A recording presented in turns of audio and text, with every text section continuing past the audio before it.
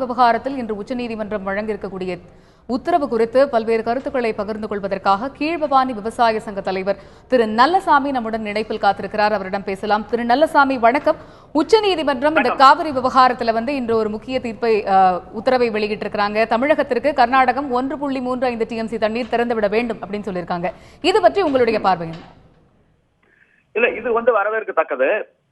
இப்போதைக்கு விட்டுருக்காங்க. இந்த 3 மாதங்களுக்கு, அதாவது ஜூன் மாதம் 10 TMC, ஜூலை 34, ஆகஸ்ட் 50, செப்டம்பர் 40, இந்த அளவுப்படி எவ்வளவு மழை குறைஞ்சிருக்கோ அந்த விகிதாச்சார அடிப்படையில கர்நாடகத்துக்கு குறைச்சு கொடுக்கணும், தமிழ்நாட்டிலும் குறைச்சு கொடுக்கணும், நடுநிலைமையோட செயல்படணும். இப்ப மேட்டூர் அணையில கணிசமான தண்ணி இருக்கு. இப்போ ஒரு 10 நாட்களுக்கு 15,000 கனடி வீதம் அவங்க திறக்க போறாங்க.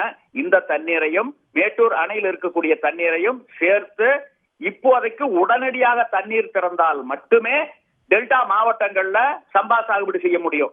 காலம் தாழ்த்தி தண்ணி திறந்தாங்கன்னா அதுல பயனில்லாம போகும். ஏன்னா நாத்து விட்டு இளநாத்து உயர குறைவா இருந்து அடுத்து வடகிழக்கு பருவமழை பொழிகின்ற பொழுது தண்ணி தேங்குன்னா அந்த நாத்து அழுகி போயிடும், பயிர் அழுகி போயிடும்.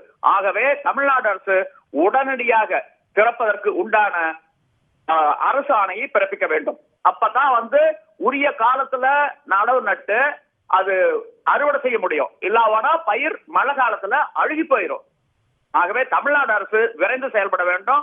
நீதிமன்றம் இந்த உத்தரவை உறுதியா பெற்றுத்தர வேண்டும். அதுக்கு பின்னாடி 10 நாட்களுக்கு பின்னாடி வரவேண்டிய தண்ணி இருப்பை பொறுத்து, வரத்தை பொறுத்து முடிவு செஞ்சு சாகுபடி செஞ்சிருக்கக்கூடிய அந்த சம்பா பயிரை முழுமையுமாக காப்பாற்ற வேண்டிய ஒரு கடமை, பொறுப்பு மத்திய அரசுக்கும் உச்சநீதிமன்றத்துக்கும் உள்ளது.